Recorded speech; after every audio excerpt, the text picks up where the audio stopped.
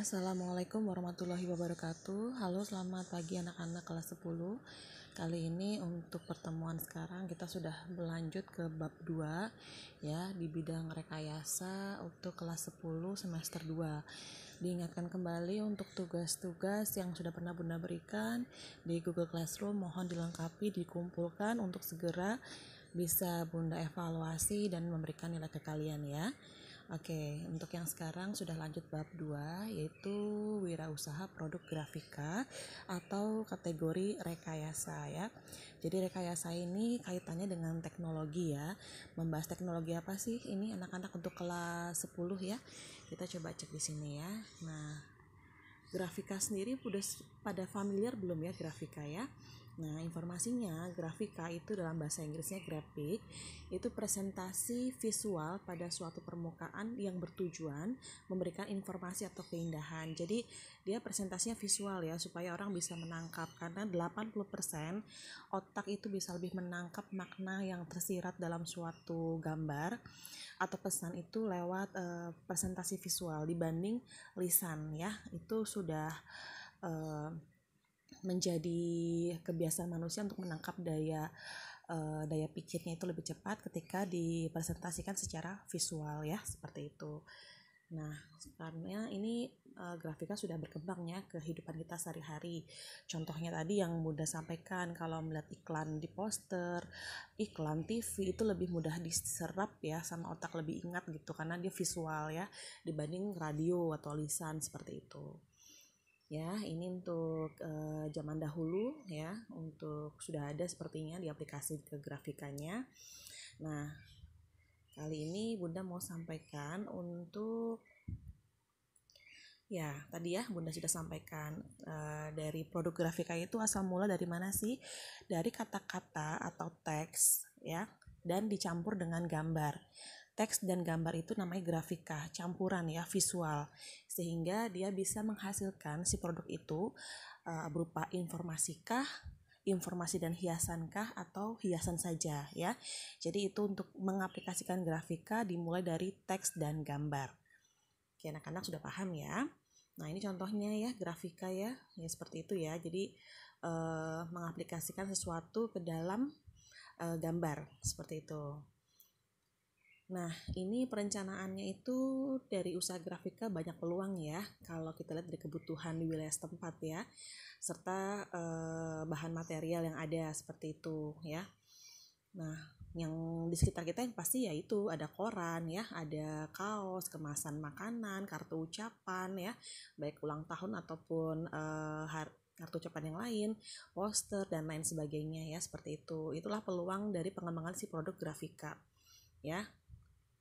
Nah, sumber dayanya apa aja sih anak-anak? Teknik sama ide produksinya. Nah, sumber dayanya, kita lihat sumber daya itu dibutuhkan adalah bahan bakunya, teknik, dan keterampilan ya si wirausaha tersebut. Nah, potensi bahan baku, potensi teknik, dan keterampilan itu juga sudah ada, berarti tinggal mengetahui tekniknya bagaimana. Nah, si teknik grafika ini ada beberapa yang bisa digunakan atau diaplikasikan. Yang pertama, cetak tinggi, cetak datar, sama cetak digital ya.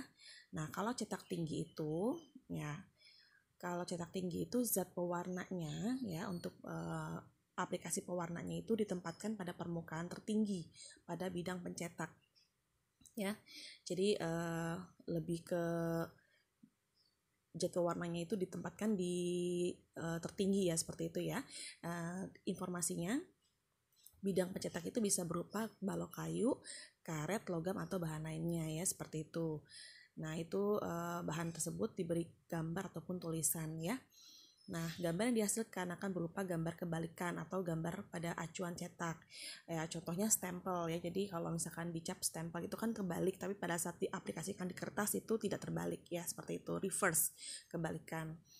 Nah, itu jadi bisa menggunakan cukil kayu ataupun cap ya, seperti itu. Contohnya yaitu tadi stempel ya. Oke, ini pengaplikasiannya seperti ini anak-anak ya. Itu namanya cetak tinggi ya. Jadi zat pewarna ditempatkan di depan, di atas permukaan datar ya.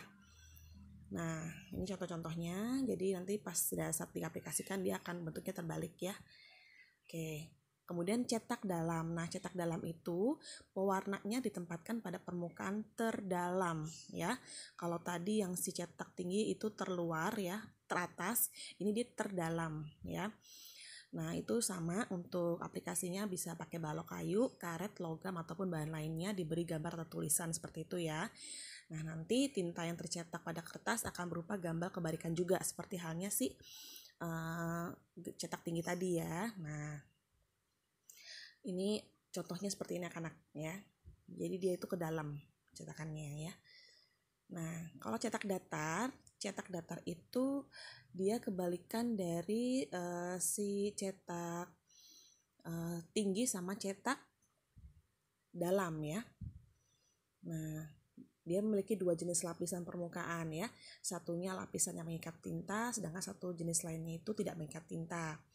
Nah, kalau ini gambar yang dihasilkan akan berupa gambar kebalikan dari bidang acuan cetak ya. Jadi cetak datar sama cetak datar, cetak tinggi dan cetak dalam itu sama-sama terbalik ya pada saat diaplikasikan ya.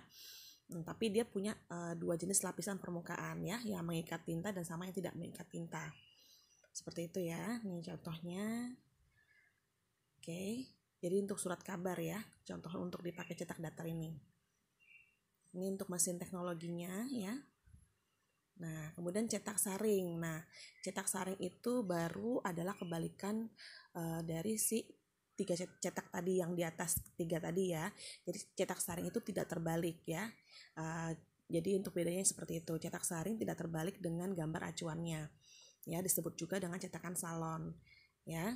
Jadi kalau untuk yang cetak dalam, cetak tinggi, dan cetak datar itu menghasilkan gambar terbalik atau reverse, cetak saring menghasilkan gambar yang sama dengan acuan cetaknya. Itu bedanya ya, seperti itu. Ini contoh pengaplikasiannya dengan cetak saring itu sablon ya. Ini seperti itu ya. Jadi tidak mengubah bentuknya, tidak kebalikan, tapi sesuai dengan cetakannya ya. Kayak gitu anak-anak. Nah, ini ya, sudah familiar ya untuk pengerjaan sablon ya.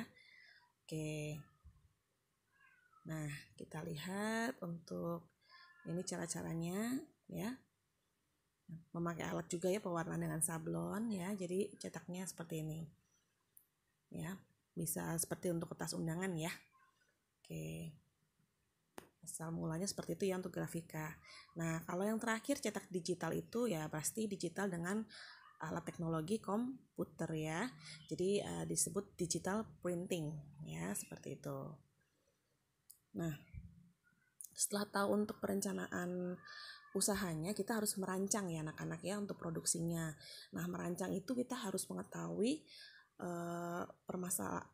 untuk dasarnya itu apa kita untuk merancang suatu produk grafika ya.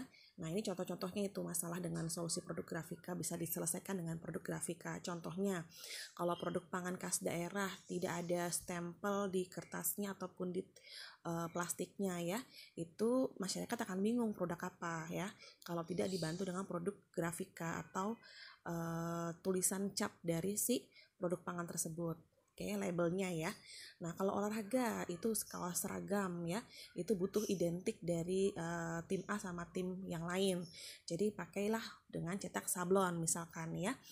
Atau kata-kata indah puisi ya, itu dipajang ya. Kartu ucapan itu juga membutuhkan produk grafika, ataupun pertunjukan musik tari ya, itu juga tiket masuk, poster ya, itu juga perlu adanya produk grafika. Jadi kategorinya luas sekali ya untuk lapangan kerja di wirausaha produk grafika ini anak-anak ya, masih sangat terbuka lebar. Nah, ini contoh-contohnya ya, poster ya. Seperti halnya kalau anak-anak pernah main di Jogja, ada baju-baju dari Dagadu itu di stempel lucu-lucu ya, itu juga produk grafika salah satu contohnya. Nah, nanti seperti biasa untuk perancangan kita sudah mengetahui masalahnya itu apa. Kita brainstorming atau curah pendapat ya, mana yang lebih masuk akal untuk idenya, kita saring ya dengan ide-ide dari yang sudah diajukan atau dikemukakan oleh kelompok seperti itu ya, dengan menggambar sketsa Nah, dari situ kita pilih yang terbaik ya, yang masuk akal ya, baru kita bisa untuk membuat perancangan dari suatu produk grafika ya, seperti biasa ya. Oke, nah kali ini untuk yang saat ini perancangannya sudah kita tentukan, berarti tinggal memproduksi. Untuk memproduksinya nanti Bunda sampaikan di pertemuan kedua ya untuk produk grafikanya. Jadi untuk sampai saat ini materinya Bunda sampaikan di sini saja. Jika nanti ada pertanyaan ataupun mau sharing pendapat boleh via Google Classroom ataupun Japri via WA ya. Bunda sampaikan di sini saja untuk materinya. Tetap semangat, mohon maaf bila ada kekurangan. Stay healthy. Assalamualaikum warahmatullahi wabarakatuh. Waalaikumsalam warahmatullahi wabarakatuh.